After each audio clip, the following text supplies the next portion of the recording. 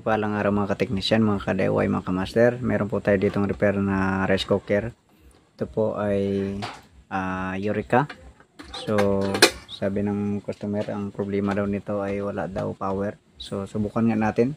Testing natin kung may power siya o wala. So ito ang kanyang saksakan ng cord. Sana ito sa ilalim. Ako, nabasa yung cord. Punasan muna natin. Ito na, ikabit natin ang kanyang cord. Ayan. Tapos tingnan natin dito. So pagsaksak niyan, kung okay ang kung may power siya, pagsaksak niyan ay dapat iilaw yan, ito ang warm. Tapos pagkalagay ng kanyang kaldero dito ay mag-push yan dito, itutulak niya. Tapos pipindutin ito, saka ito mag-ilaw. So yung ilaw dito lilipat na dito. So yan ang normal na operation yan. So sige, testing natin, saksak natin. So walang power. Subukan nating bunutin muna itong cord nya. Baka sa cord lang ang problema. So tanggalin muna natin to.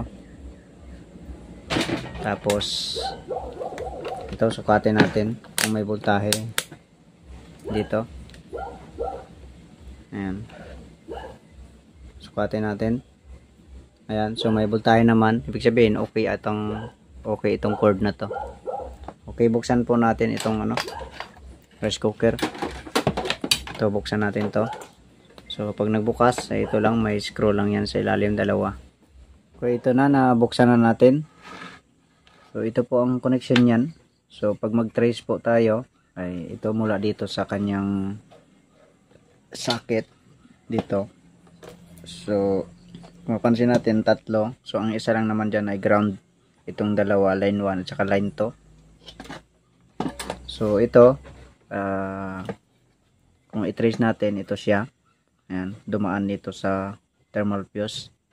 Tapos ayan, dito naka-screw. Ayan. So itong terminal na to ay heater na yan. Ito yung isa. Ayan. So ito, ang wire na yan ay papunta ito sa doon sa lead. Sa sa bulb niya. Ayan, sa bulb. Ayan. Tapos itong isang linya,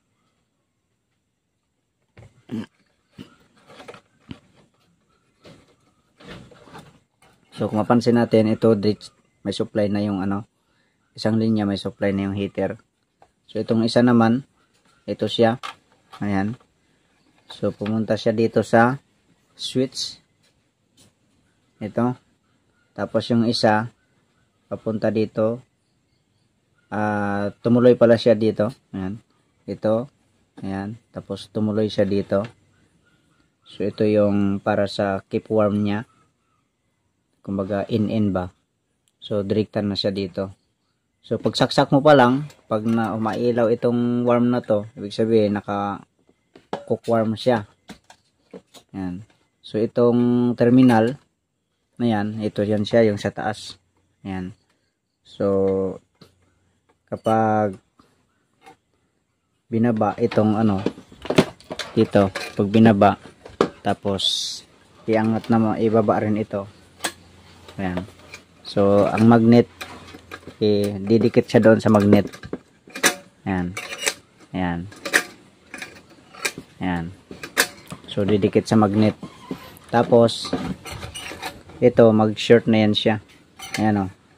So kung mapansin nyo, ayan o, open siya. Tapos pag bitaw nyan, magdikit na. Ibig sabihin, itong terminal na to, mag-connect siya dito. Tapos ito siya, may terminal. Punta siya dito sa line 2. Ayan. So ito yung line 1 natin. Ayan.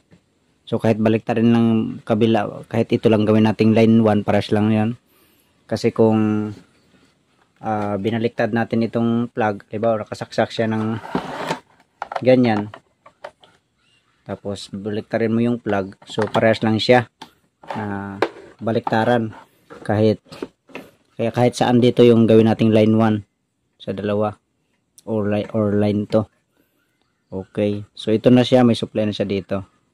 So ngayon, so yun lang po ang kanyang trabaho.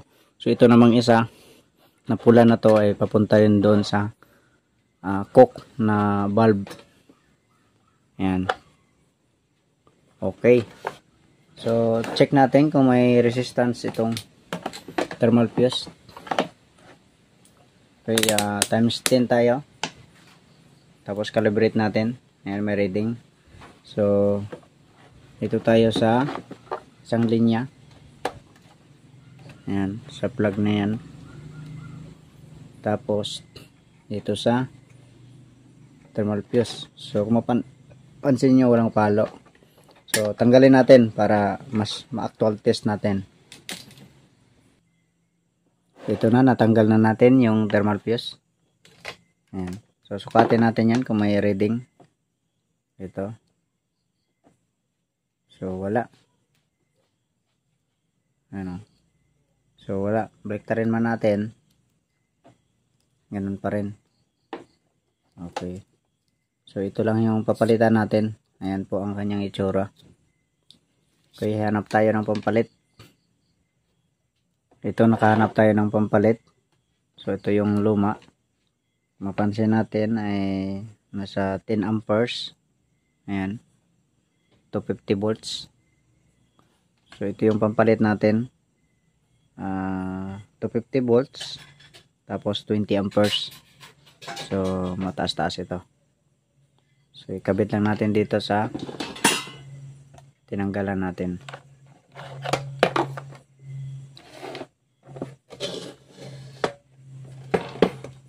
Dito natin ikabit. Dito. Tsaka dito. Okay.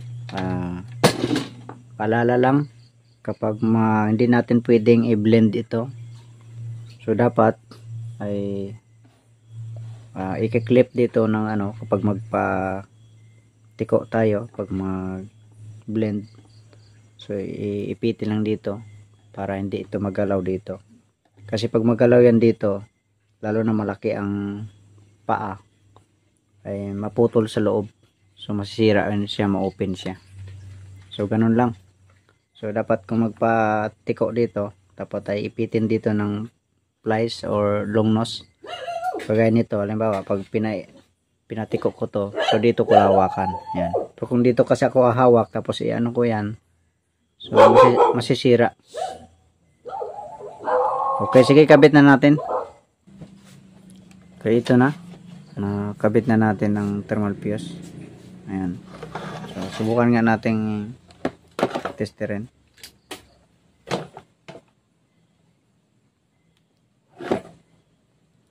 Times 10 pa rin ang range natin. Ayan. So meron na. Ayan. Okay, balik muna natin yung ano, takip niya sa ilalim.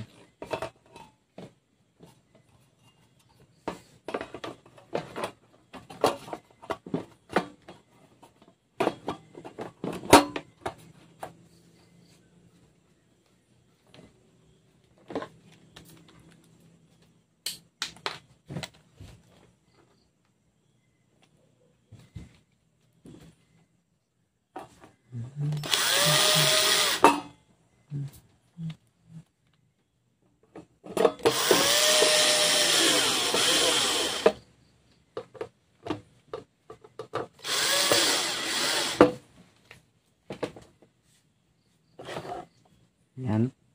So kabit na natin ito.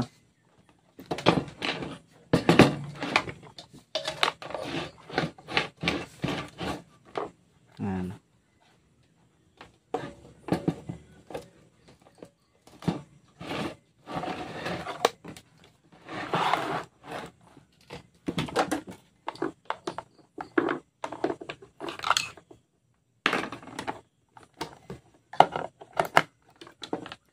Ito, saksak natin.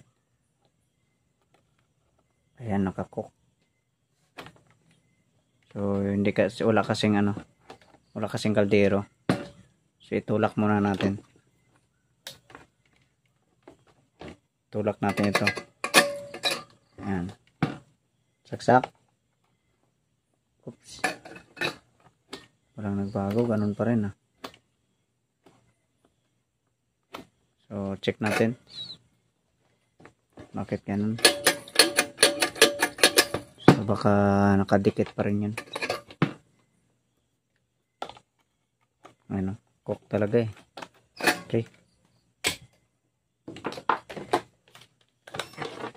Bukas na naman.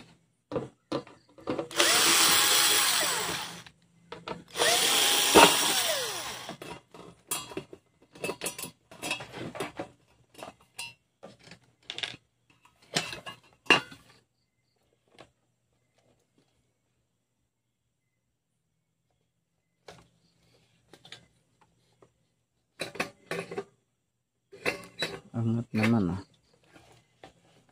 Okay, ito pala yung dahilan niya kung bakit nakakook agad siya ang settings.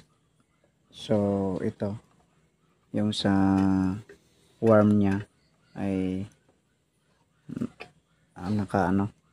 nakarekta.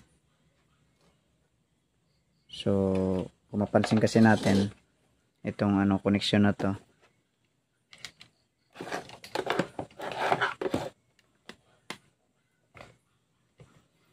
itong line to natin, so diretso siya dito, tapos itong wire nito, ayan,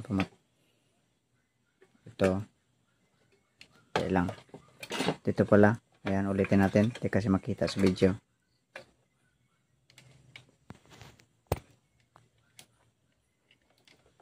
Okay, itong line to, ayan, ito siya, ayan, punta siya dito sa dito, ayan, tapos punta naman siya dito, tawid dito, tapos ito na. So itong linya may connection ayan ayan. So ang gagawin natin, itong pinakagitna niya, ayan, so may kasi siya, may epoxy na nilagay. So kung mapansin natin ito, yung gilid na to, pwedeng paikutin yan. Pero kung nakasagad na, so dito tayo sa gitna, yung pinakagitna. Yan. So pihitin natin yan para hihigpitan natin, bale clockwise.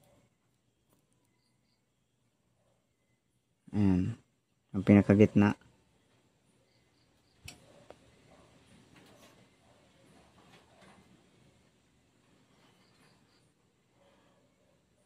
Hindi, counterclockwise pala.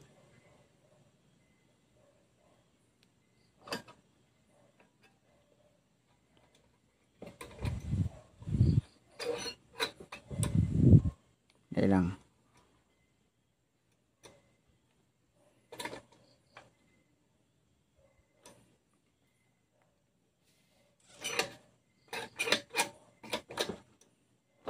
Hindi lang. May nakadikit.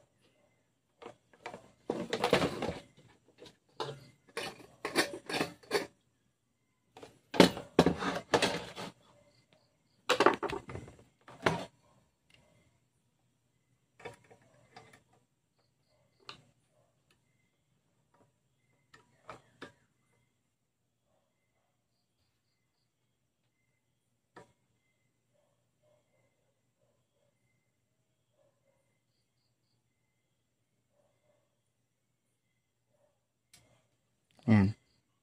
Lumagatek siya. Ayan. Ayan. So, naka-short kasi dito. Yung switch. Ayan. Yang ito ang switch. Ayan.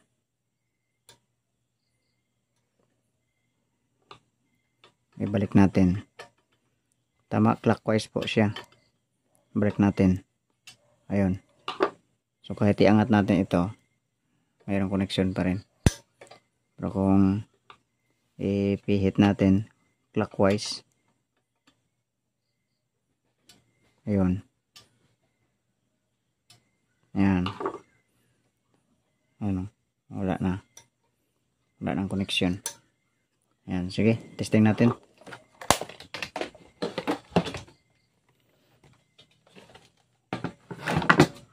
Ito, nakabit na yung wire.